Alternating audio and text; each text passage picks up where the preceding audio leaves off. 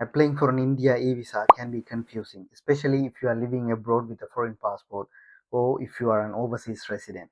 In this video, I'll show you step by step how to apply Indian e-tourist visa from anywhere in the world. I'm going to divide this video into two parts. Part 1 showing how to apply e-visa, and in part 2 we'll talk about something very important. What to do if your Indian e-visa get rejected, especially if you are living abroad but you are not a citizen of that country. For example, if you are a Sri Lankan living abroad like Canada, UK or in the Europe.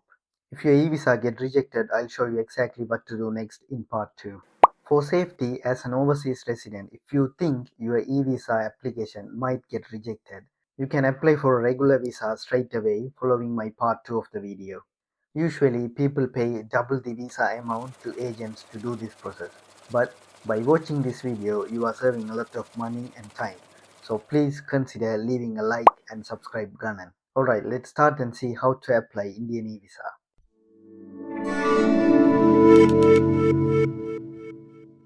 Please use your laptop or desktop to apply e-visa. Don't use your mobile phone. I won't recommend that.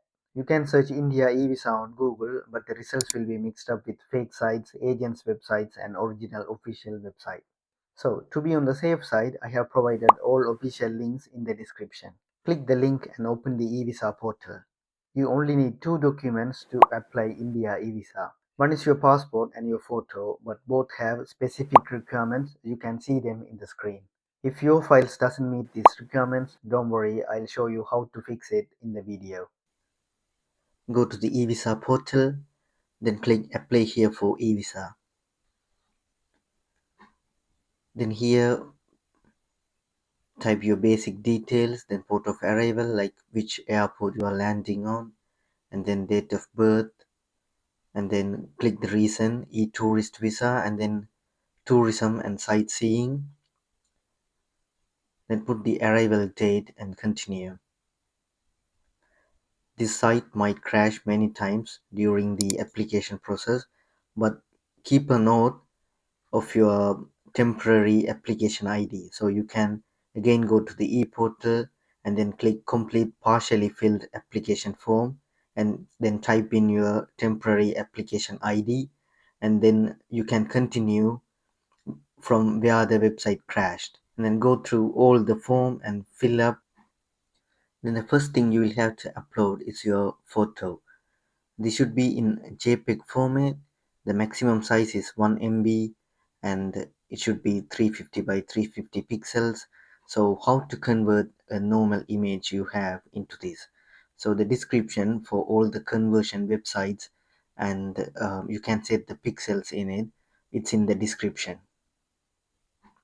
And also for the PDF of your passport front page, you will need to compress your passport PDF file to a minimum size. So if your passport file is not um, meeting the standards, then you can find the link in the description on how to compress your passport.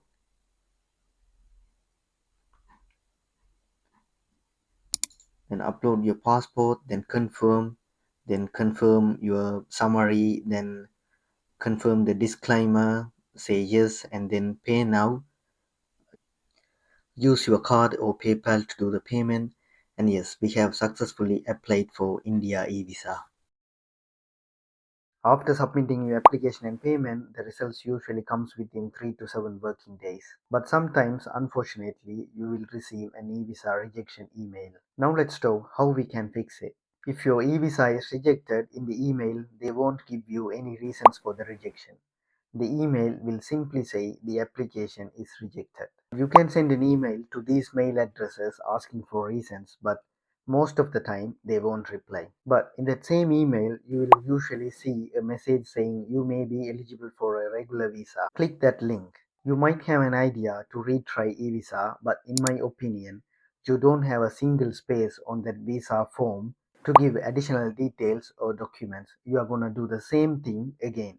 So again, your application most likely gonna be rejected. Now let's see how to apply for a regular India tourist visa. If you have the e-visa rejection email, you can follow the link saying you may be eligible for a regular visa. Or otherwise, if you are straight away trying for a regular visa, I'll leave a link in the description. The regular visa form is almost identical to the e-visa form we saw earlier. So without wasting any time, if you have any doubts filling the form, go refer to the part 1 of this video. And the documents to upload is also same as e-visa documents. But the main difference is you won't pay online, you will need to make an in-person appointment. After submitting your visa form, save your reference number somewhere safe, because sometimes you may not receive a confirmation email.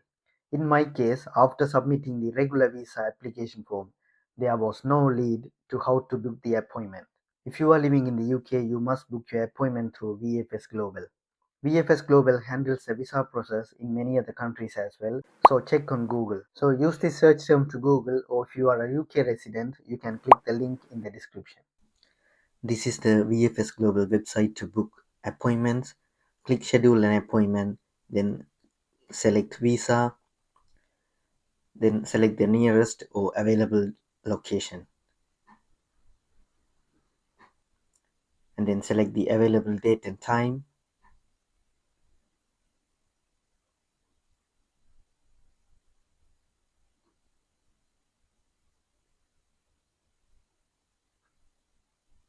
Then in here, put your application reference number, which we have taken a note of.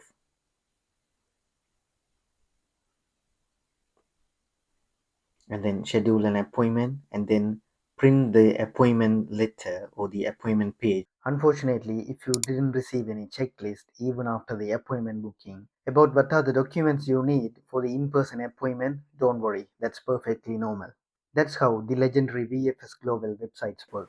But don't worry, you can find the full document checklist in the description. If you are a Sri Lankan passport holder, there is also a special additional form, which I have also included in the description. After submitting your document and visa fee, sometimes you may receive an email asking for extra payment. Before paying, always check that the email is legitimate. After you make the payment, the normal processing time is 3 to 7 working days. After that, your passport will be delivered via courier.